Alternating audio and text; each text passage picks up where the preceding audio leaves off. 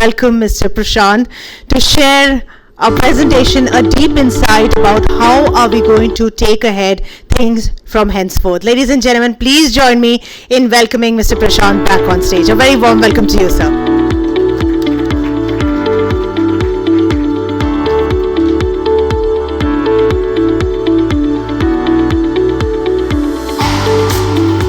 Good morning, everyone. So what I am trying to do here is share some insights from our research, and some of them are very motivated.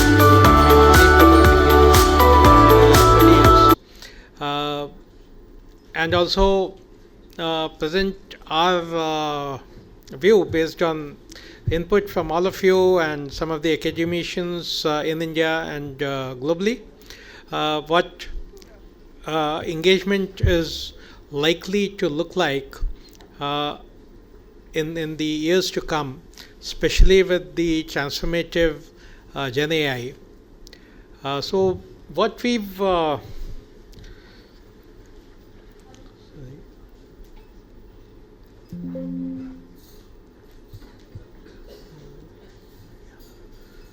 So what we found is that, and we used to do this research when I was with the On Hewitt every year, and things have changed significantly in the last 10 years, and possibly it is because 10 years ago, the Gen Z was not part of the workforce.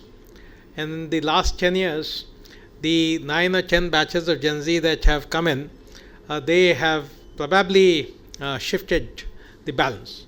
So if you see feedback and my opinion counts, positive team, collaboration, goal setting, goal alignment, etc., extremely important, but they are now the foundation of the engagement pyramid, which place used to be occupied by the office and internet and technology and computers and laptops 10 years ago, which are completely out of the pyramid.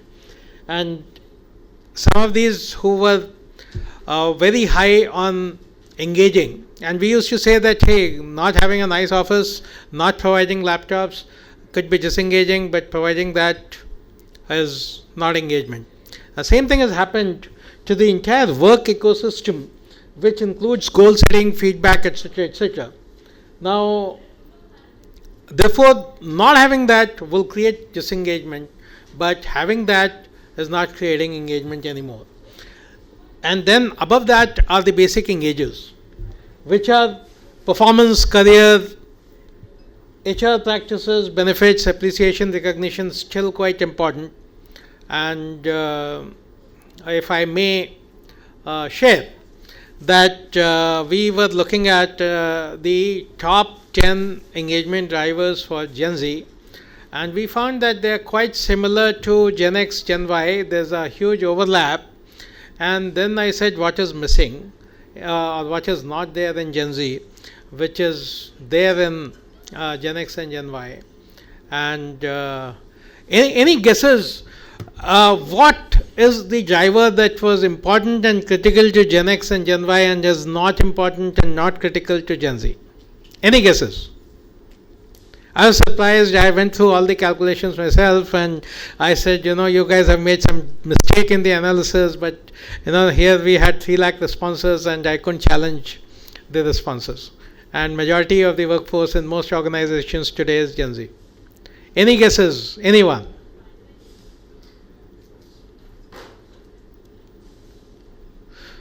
Okay, so to my utter surprise, career opportunities is no longer important. I was like, no CEO, no CHRO is going to believe us. But we said, we've got to share it. It's our responsibility to share that.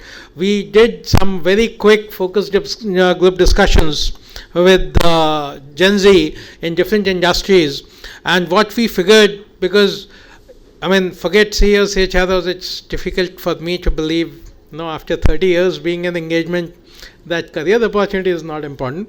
So what it turned out is that people said, yeah, it's not. We're not looking at your organization for more than 3 to 5 years, and what kind of career can you give me in 3 to 5 years? So you've said that you own your learning development. So if we own our learning development, we also own our careers. We'll figure out how to make our careers. We're not looking at careers from companies anymore. Also, what came out was that, hey, you know what? At the slightest provocation, the first cost that goes out of the window in US and India is people. So if you throw us out, why do you think we're going to stick to you?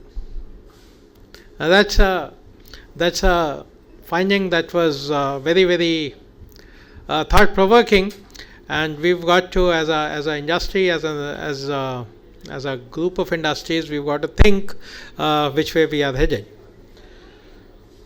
Now, after basic engagers, then we look at what is next, and what is next is what is the promise of the organization. So the 3 to 5 years that I'm going to be with you, is your organization a high growth organization which will add value to me? Are you going to deliver on what promises you've made to your customers, to your shareholders, and to your employees? And at the top is the culture and aspiration. I aspire to be with this brand, I aspire to be with this company, and what is this company doing in terms of its purpose, people focus, and customer centricity. So that's how important culture has become, and that's where we are gradually the research is on how we can incorporate more and more culture in our model. We've already done that more than anybody else in the world, but we will in next few months modify our model further to introduce more elements on culture. And that said, that as Dr. Ritu Anand said, that it's very important that we deliver engagement at a hyper personalized individual level. So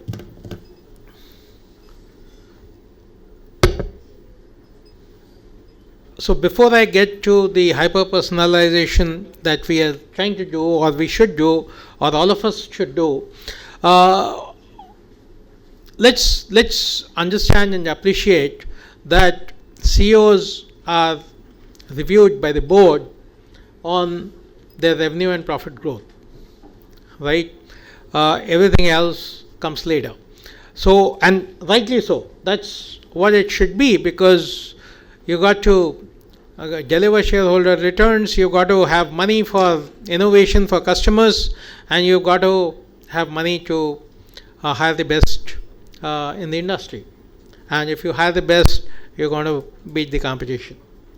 So if anything, including engagement, can quantitatively impact business, and if you can predict performance and attrition, and that's when, as Dr. Ritu Anand pointed out, everything is engagement today. Anything, you have an HRMS, that's also engagement, and you have a chatbot helping people find out how many leaves they have, and that's also engagement. But engagement, as she defined and as our research shows, is not that. It's how do you address the key concerns, and key concerns are dynamically changing. And if you don't change what you do, you're not going to impact business. So if we have to cater to the requirements of boards and CEOs, we've got to triangulate, create a quadrilateral between the engagement, performance, and learning development coupled with the aspirations of people, making sure that they're aspiring, because if they're not aspiring, you do everything, they're going to be what I call the, in Bombay lingo and parlance, सात बारह और छः अठारह की local, right? All that, I was working, 30 years ago, I was working for a very large organization, and the most of the water cooler discussion was कि आज आप 8-12 की लोकल में नहीं दिखे, नहीं छूट गई थी, तो 8-14 के लिए, what's the big deal about those 2 minutes? But yeah, that's the big deal, right? And in the evening, if we were having meeting, and the guys will look at the watch and they'll say, sir, निकलना पड़ेगा, 6:18 की local miss हो जाएगी, उसके बाद कितने बजे है? 6:20 पे है. So if people have no aspiration, then it is 2 punches and 1 lunch, and the organization is not going anywhere. And this particular organization got acquired 3 times in last 30 years. So are we up for that? And if we have all of that, then the next question is, how do we hyper personalize, right? And that's where we've just launched our consultant Kyara, who's going to advise as of now at a manager level and at a leader level on what is not working well for their organization or their function or their team, and what they should be doing to engage them. We also, this is our phase 1 launch. Phase 2, we're going to connect it with performance management and say, hey, if your team is not performing, these are the areas that are falling short in your performance, and these are the engagement reasons that are behind the non-performance or the disengagement reasons, right? And the third phase is going to go beyond, and we're going to deliver, the consultant is going to deliver advice at individual level below manager as to what they should be doing right. And then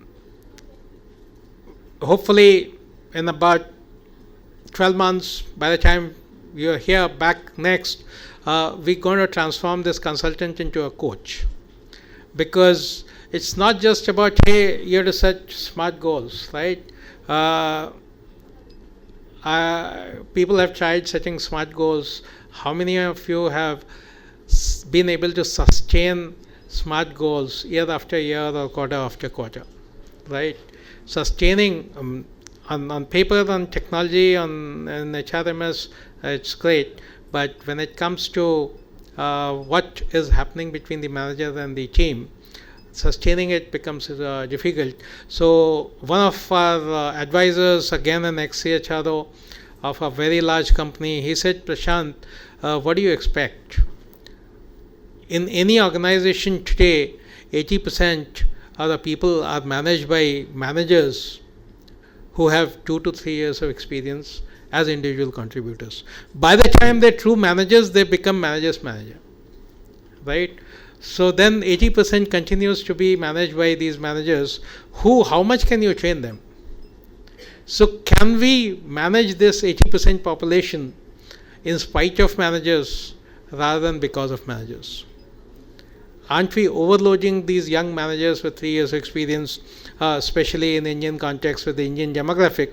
And therefore, our next development and research that is on is, how do you make an AI consultant who supplements the AI coach, who supplements the manager? And with that, I will close, and I hope I have not taken more time than allocated to me. And with that, I would request, and therefore, since we changing and we transforming, and with generative AI, all this is possible, the hyper personalization of the consulting and the coaching, we are therefore transforming our logo, our way of doing business, our research focus, and our development focus. And maybe we can play our video for the logo launch once again. And thank you very much. Thanks a lot.